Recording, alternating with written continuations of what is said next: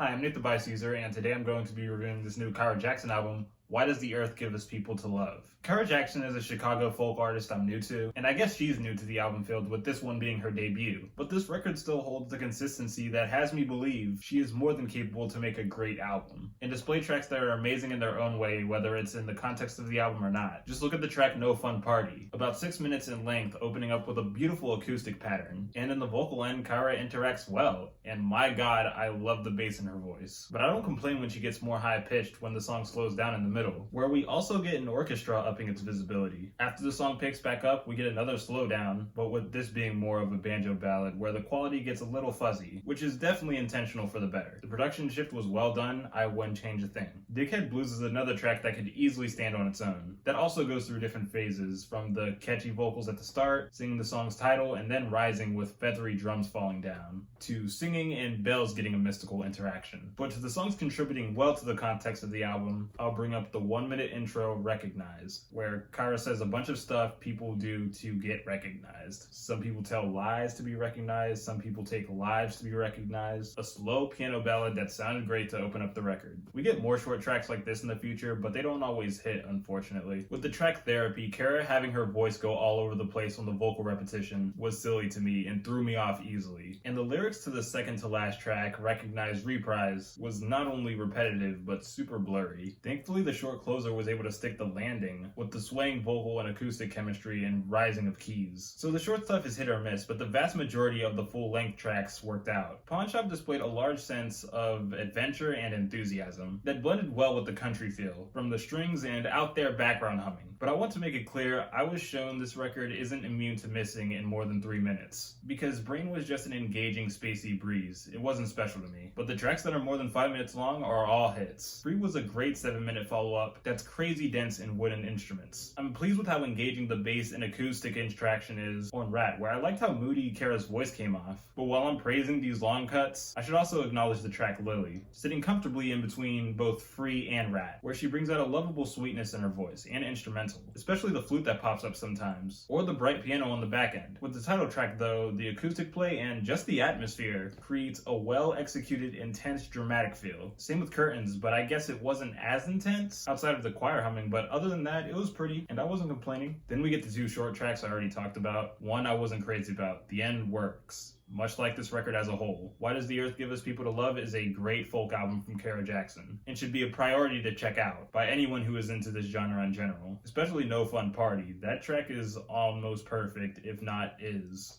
I'm gonna give this album an 8. Like, subscribe, comment how you feel, give a suggestion, check out my other social medias, and I'll see you next time.